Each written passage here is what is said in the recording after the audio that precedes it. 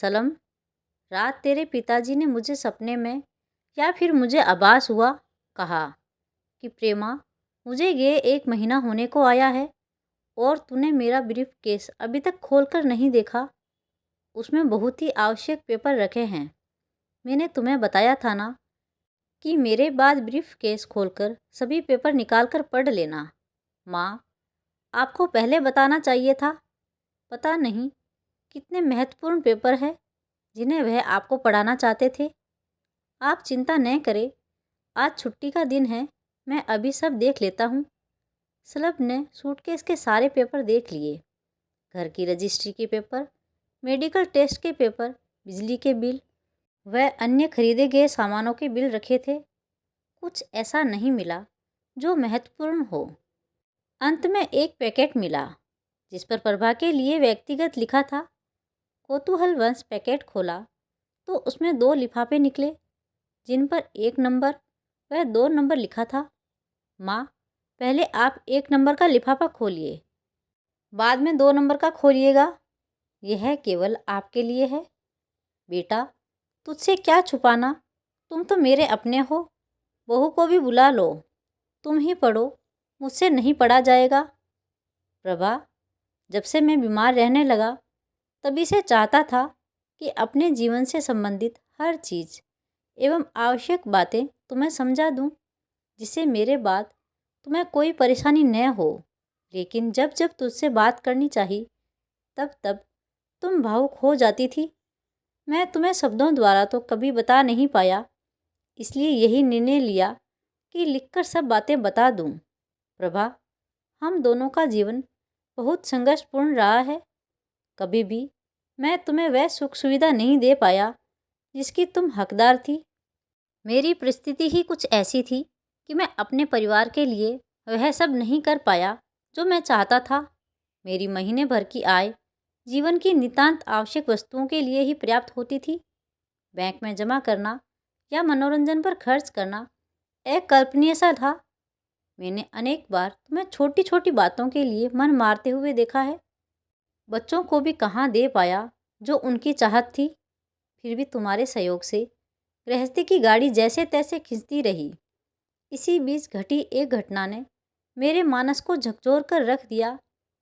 मुझे भविष्य में कुछ योजना बनाने के लिए प्रेरित किया।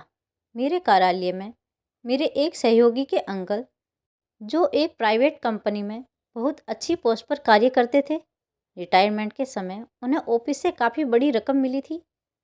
अपनी एकमात्र पुत्री का विवाह वह पहले ही कर चुके थे। उनके दोनों इंजीनियर बेटे अपने अपने परिवारों के साथ सुखमय जीवन व्यतीत कर रहे थे। कुछ वर्ष पूर्व पत्नी के निधन के पश्चात वह नौकर के सहारे जीवन व्यतीत कर रहे थे। अब उन्होंने बड़े बेटे के पास रहने का निर्णय लिया। यद्यपि छोटा बेटा प्रखर भी चाहता था कि पापा उसके साथ रहे। बड़े बेटे अनरब ने उनका हृदय से स्वागत किया। बहू बच्चे सभी काफ़ी प्रसन्न लगे। प्रखर भी कुछ दिनों के लिए अपने परिवार सहित उनसे मिलने आया। इस तरह शुरू के कुछ माह मिलने मिलाने में व्यतीत हो गए। इसी बीच दोनों भाइयों में कुछ मंत्रणा हुई। पापा, आपसे हम कुछ राय लेना चाहते हैं। हम दोनों भाइयों की हमेशा से यही इच्छा रही है कि हम दोनों का परिवार साथ रहे। हम दोनों एक शहर में रहकर कोई व्यापार करें या फिर कोई कंपनी खोल लें। आपके द्वारा बनाई कोठी मेरठ में खाली पड़ी है। अभी तक तो हम दोनों नौकरी के कारण यहाँ से वहाँ भटकते रहे। हमारी इच्छा है कि क्यों ना मेरठ चलकर ही कुछ काम किया जाए। आपका मार्गदर्शन तो हमें मिलता ही रहेगा एवं आपका समय भी आराम से व्यतीत होगा। पूरा परिवार भी एक साथ रह सकेगा।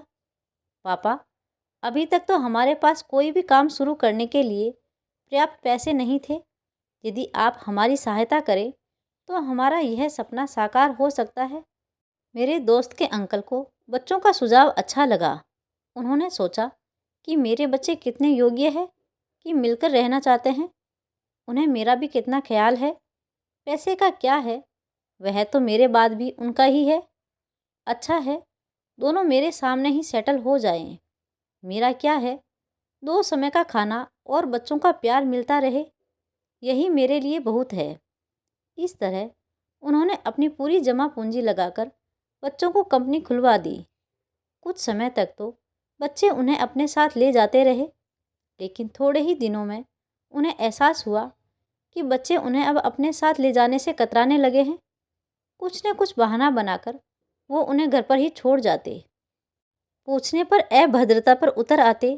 अंततः उन्हें घर पर रहने के लिए मजबूर कर दिया गया। इधर बहुएं अपनी गृहस्थी में व्यस्त रहती। ससुर के हर समय घर पर रहने से उनकी स्वतंत्रता में बाधा पड़ने लगी। उन्होंने भी उनकी आवश्यकताओं को अनदेखा करना प्रारंभ कर दिया। स्थिति ये हो गई कि 2 रोटी के लिए भी उन्हें बार बार बहुओं को याद दिलाना पड़ता। वे खुद को अपमानित महसूस करने लगे। तनाव उन पर हावी हो गया। जब समस्या हद पार कर गई तो उन्होंने नींद की अधिक गोलियां खाकर अपने आप को समाप्त कर लिया। उनके पैसे से सबल बने पुत्रों पर किसी को शक नहीं हुआ। उनकी मृत्यु का रहस्य उनकी कोठी की दीवारों में दबकर रह गया। प्रभा, इस घटना ने मुझे व्याकुल कर दिया। कई रात में सो न सका। मुझे महसूस हुआ कि पैसे का जीवन में कितना अधिक महत्व है। इस छोटी सी नौकरी में तो कुछ भी अतिरिक्त संचय करना असंभव है। रिटायरमेंट के बाद तुम्हारा क्या होगा?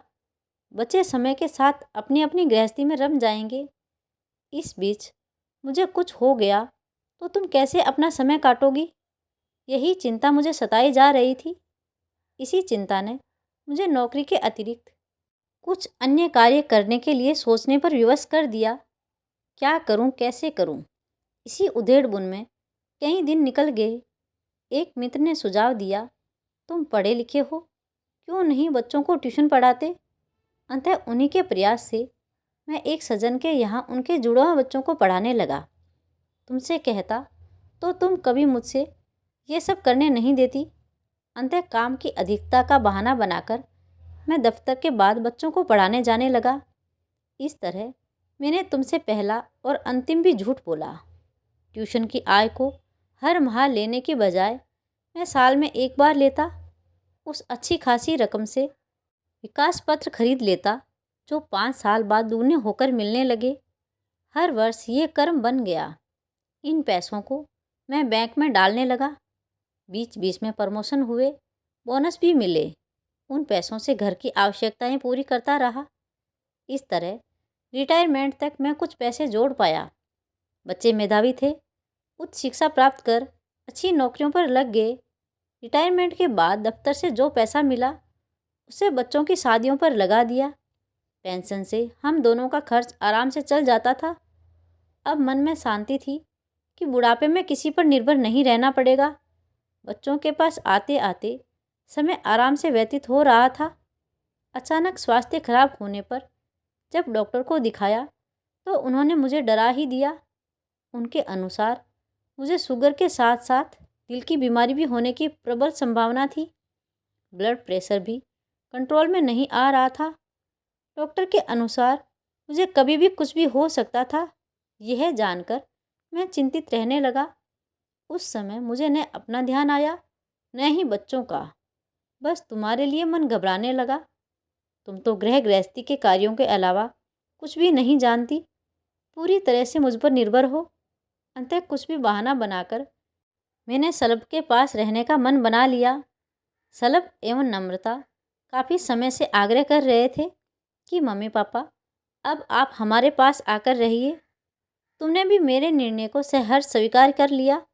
जल्द ही हम दोनों मेरठ का घर किराए पर चढ़ाकर सलभ के पास आ गए। मुझे सलभ एवं नम्रता पर पूरा विश्वास था कि मेरे बाद ये दोनों तुम्हें कुछ भी कष्ट नहीं होने देंगे। लेकिन इनकी भी गृहस्थी है, अपनी समस्याएं हैं, खर्च है, पारिवारिक समस्याएं हैं। सलभ की भी सीमित आय है। मैं नहीं चाहता था कि हमारा अतिरिक्त आर्थिक बोझ इन पर पड़े। अतः मैं अपनी पेंशन घर में खर्च करने लगा। तुम्हारे सामने तुम्हारी सहमति से ही मैं सब कर पाया। उन्होंने भी हमें कभी निराश नहीं किया। दोनों हर परेशानी में हमारे साथ खड़े दिखाई दिए। प्रभा, मेरे बाद तुम्हें भी पेंशन मिलेगी। तुम भी उसे घर पर खर्च करना। मैंने अपनी पूर्ण जमा पूंजी बैंक में फिक्स कर दी है। उसका ब्याज तुम्हारे अकाउंट में आता रहेगा। खूब खर्च करना।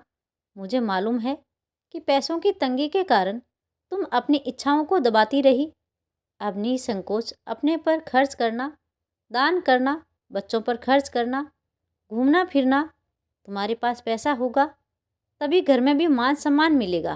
तुम्हारे बाद सब बच्चों को मिले, इसके लिए तुम्हारे साथ बच्चों का नाम डलवा दिया है।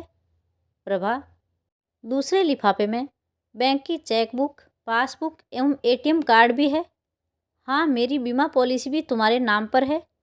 सलब से कहकर जल्दी ही इस काम को करा लेना। अब बंद करता हूँ। समझदारी से रहना। तुम्हारा। सलब ने दूसरा लिफाफा खोला। उसमें सब पेपर सुरक्षित थे। मेरे साथ साथ बेटा बहू भी अपने आंसुओं को कहाँ रोक पाए। उन भावुक पलों में बहू ने आगे बढ़कर अपने आंचल से मेरे आंसू पोंछ दिए।